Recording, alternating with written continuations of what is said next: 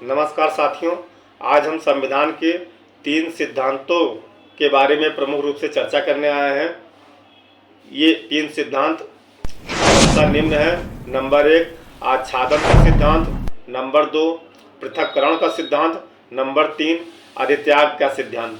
साथियों, सर्वप्रथम आइए हम बिना किसी देरी के आच्छादन के सिद्धांत पर चर्चा करते हैं।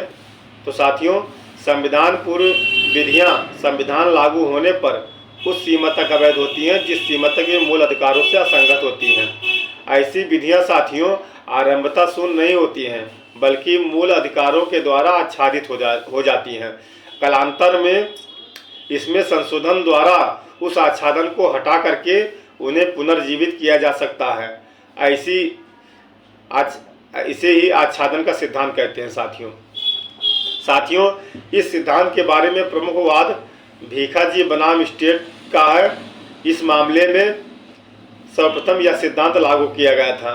साथियों, दुलारू लोध के मामले में ऑनरेबल सुप्रीम कोर्ट के द्वारा यह भी कहा गया था कि आच्छादन का सिद्धांत संविधान पूर्व तथा संविधान पश्चात दोनों विधियों पर लागू होंगे। तो साथियों, अब हम पृथक्करण के सिद्धांत पर चर्चा करेंगे। तो साथियों, पृथक्करण का सिद्धांत ऐसे अधिनियम पर लागू होता है जिनका एक भाग तो मूल अधिकारों से असंगत होता है और दूसरा भाग मूल अधिकारों से संगत होता है।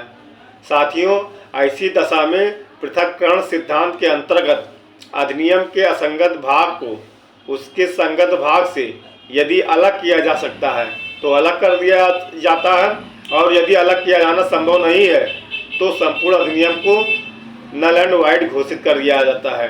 तो साथियों, इस सिद्धांत का एक प्रमुख वाद बलसारा बनाम स्टेट तथा दूसरा प्रमुख वाद रमेश थापर बनाम स्टेट का है। इस मामले में पृथक्करण के सिद्धांत पर विस्तृत व्याख्या ऑनरेबल सुप्रीम कोर्ट के द्वारा की गई थी। अब साथियों, आइए हम अधित्याग के सिद्धांत के बारे में चर्चा कर लेते हैं कि अधित्याग का सिद्धांत क्या है। साथियों, कोई भी व्यक्ति अपने मूल अधिकारों का त्याग नहीं कर सकता है। इसी को अधित्याग का सिद्धांत कहते हैं। साथियों, इसका कारण यह है कि मूल अधिकार किसी व्यक्ति विशेष के लिए नहीं बने हैं, बल्कि संपूर्ण समाज के लिए बने हैं। साथियों, आपके जानकारी के लिए बता दूं कि मूल अधिकार राज्य पर कुछ कर्तव्य अधिरोपित करते हैं जिसको किसी व्यक्ति विशेष द्वारा राज्य से मुक्त नहीं किया जा सकता है। तो साथियों, कुल मिलाकर के संविधान में जो महत्वपूर्ण सिद्धांत है, उपरोक्त तीनों सिद्धांत के बारे में जितनी भी जानकारी थी उसको हमने संक्षेप में आपके समक्ष रखने का प्रयास किया है।